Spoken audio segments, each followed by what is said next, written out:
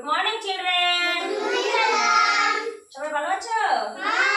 ঠিক আছে, আজকে আমরা একটা গান বলবো। কুশল, এদিকে দেখো। আমাদের 5টা আঙ্গুল আছে না, 5টা আঙ্গুলের নাম আছে। হ্যাঁ, এই 5টা আঙ্গুলের নাম দিয়ে আমরা একটা গান বলবো, ঠিক আছে? বলো। কোথায় আছো বৃন্দাঙ্গুলি, কোথায় আছো তুমি?